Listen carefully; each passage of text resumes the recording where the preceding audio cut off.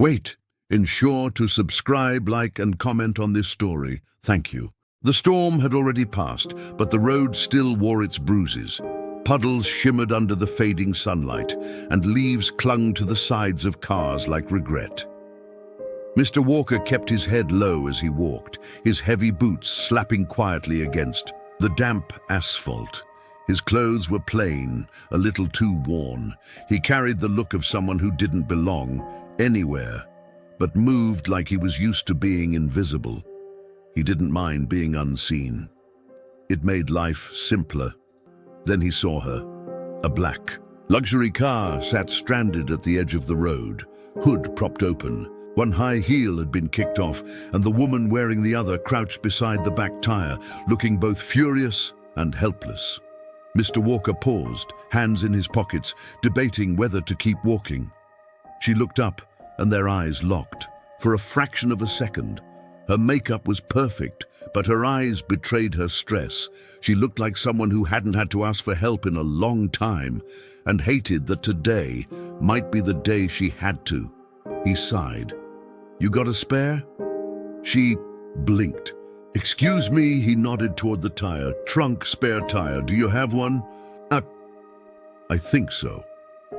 He didn't wait for an invitation. He moved to the trunk and opened it like he'd done it 100 times before, because he had. Long ago, before the bad decisions and the worst luck. Before life taught him how fast you could fall. 15 minutes later, the tire was changed. The woman stood beside him, arms crossed, watching him carefully. "You didn't have to stop," she said. "I know." "Most people wouldn't," he shrugged. "I'm not most people." She offered a hesitant smile. "What's your name?" He hesitated. "Walker." She raised an eyebrow. "First name?" "Just Walker." She looked at him like she was trying to read a puzzle with a missing piece. "I'm Eleanor Carter." The name meant nothing to him. He turned to leave, but her voice stopped him. "Wait." He looked back. She held out a business card. "In case you ever need something, anything." He looked at the card, then at her. "I don't take handouts." "It's not a handout. It's a door." He didn't answer. Just gave a small nod, tucked the card into his coat pocket, and kept walking. Eleanor watched him go. There was something about him, unpolished, unreadable, quietly bruised, but steady. She'd spent her life surrounded by people who wore ambition like perfume. Walker wore silence like armor. She didn't know why he stayed in her mind for the rest of the night, and he didn't know that the card in his pocket would change everything. The office lobby was nothing like what Mr. Walker remembered of his former life. Marble floors stretched endlessly beneath his boots, polished to a mirror shine. The scent of jasmine and wealth clung to the air. Glass walls soared around him, reflecting tailored suits, efficient strides, and the sterile hum of power. He felt like an intruder in someone else's dream, a dream he once chased, now crumbled. In his rearview mirror, his jacket was worn, a second-hand leather shell that clung to him like old regrets. A security guard gave him a once-over, eyes narrowing before Eleanor appeared, sleek, sharp, and startlingly warm. "You came," she said, almost surprised. He gave a slow nod. "Didn't think I had much of a choice after you tracked me down." Eleanor smiled. "I prefer the term persistent." He followed her through the vast halls of Carter Enterprises. Every corridor whispered of money and momentum. Glass offices held silhouettes in motion, people who looked like they belonged, people who hadn't watched everything fall apart. "So, what is this place really?" he asked. Eleanor glanced at him. "It's a business, a beast some days, but I like to think we still have room for people who don't check all the boxes." "And what box do I fit into?" he muttered. She stopped, turned, to face him. "The kind that doesn't fit at all. That's usually where I find the most potential." He blinked at her, unsure whether to feel insulted or intrigued. She led him to a small office, nothing grand, but clean. A view of the city stretched out.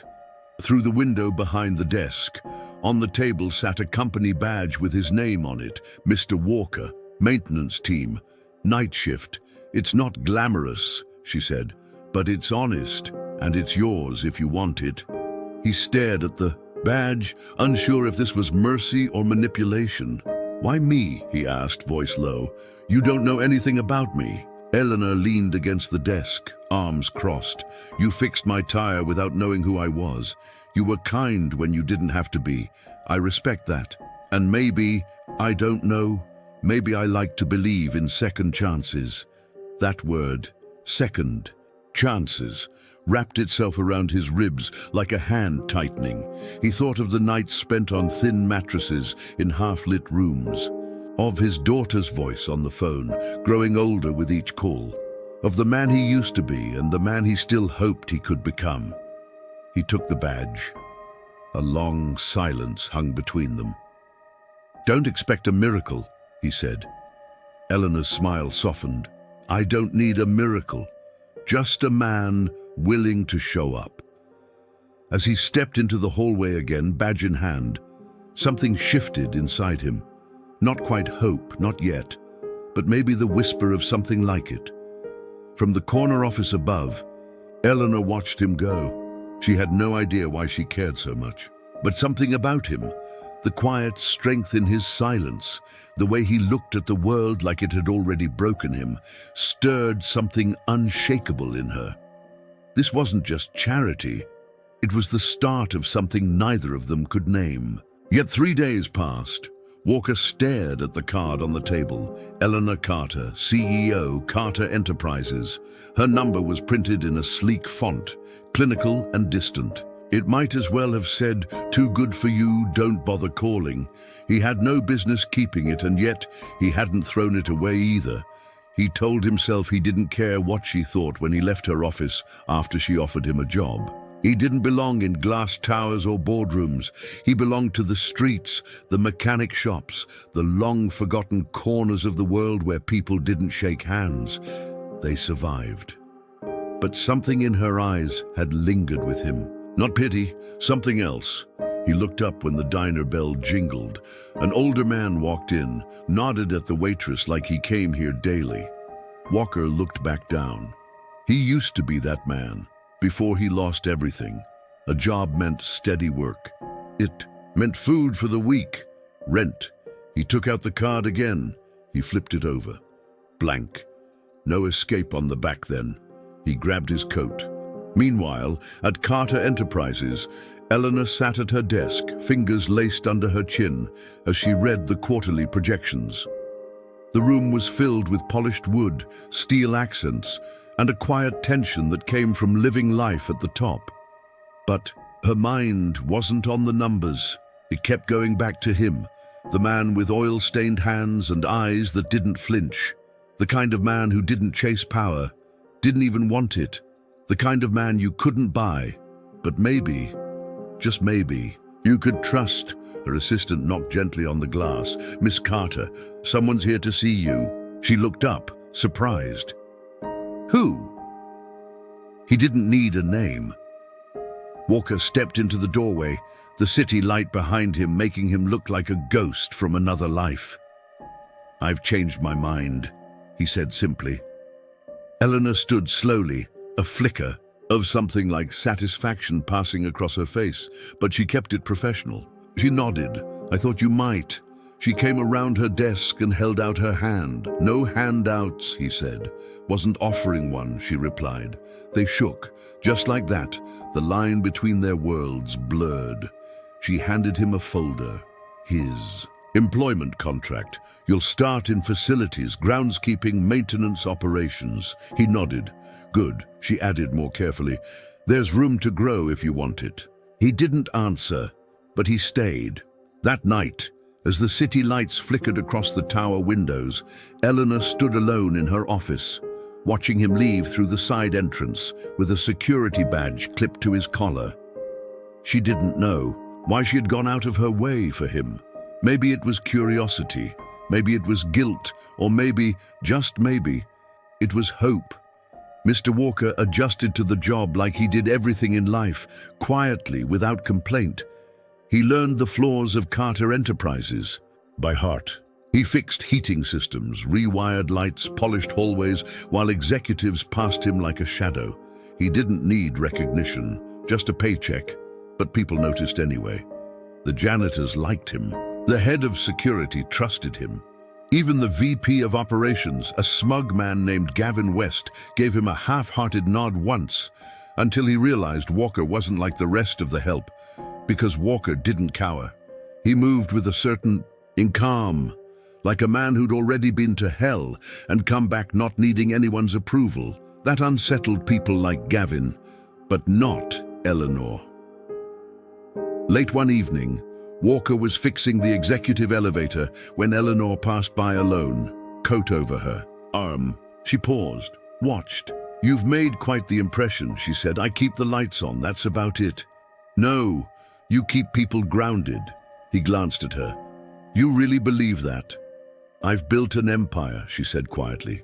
"But it's people like you who keep it from collapsing." He didn't know how to respond to that. She lingered a moment longer. "Walk with me?"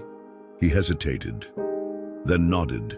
They strolled past the marble lobby, out into the crisp night. The city buzzed around them, but for a moment it was quiet. "You ever miss it?" she asked. "What?" "Whatever life you had before." He looked up. The moon caught the edges of his jaw like a sculptor's chisel. "I had a daughter," he said finally. "She died in a car crash 3 years ago. I was driving." Eleanor stopped walking. His voice didn't shake, but something in his eyes broke open like a dam behind glass. "I drank a lot after, pushed everyone away, slept in my truck for a while, didn't think I deserved more." "You do," she said softly. "Why?" "Because you're still standing." They said nothing for a long time. Then she added, "I lost my brother, cancer. I was building this company while he was dying in a hospital bed. I missed his last words." She looked up at him, eyes shining but steady. "We're all trying to outrun something," she whispered. "Maybe that's what bonded them, not pity, recognition." 3 weeks later, Carter Enterprises hosted a VIP investor meeting. Billionaires, city leaders, foreign dignitaries. It was Eleanor's biggest day of the quarter, which meant it was also Gavin West's moment to shine. Or so he thought. But just before the guests arrived, power flickered, alarms tripped. The executive elevator, the one Eleanor was supposed to take to the 45th floor, jammed, and she was inside it, trapped. Panic rippled through the building. Gavin barked at assistance. It scrambled. Security called the fire department, but none of them noticed the man in coveralls heading toward the utility panel. Walker. He didn't hesitate. By the time emergency crews arrived, Walker had already overridden the fail-safes and pried open the shaft door. He dropped in manually, found Eleanor huddled in the corner of the elevator car, coat over her knees, trying to stay calm. Their eyes locked. "You came," she said, voice barely above a whisper. "Always," he replied. He lifted her out slowly, gently. When they emerged, light hit her face and everyone gasped in relief, but Eleanor only looked at one person. Walker. Later, after the guests had come and gone, after the crisis had been spun as a brief power glitch expertly handled, Eleanor found Walker alone on the rooftop. The city stretched out around them. She stepped closer. "Thank you," he nodded. "Just doing my job." "No," she said. "You saved me. That wasn't in your contract." He looked at her. Really looked. "You gave me a second chance," he said. "I owed you one." She smiled, then surprisingly reached for his hand. "I was wrong about something," she said. "What's that?" "You're not part of the foundation," he frowned. "You're part of the future." They stood there for a while, two people from opposite worlds, one made of glass and steel, the other of grit and scars, holding on to something fragile, something real.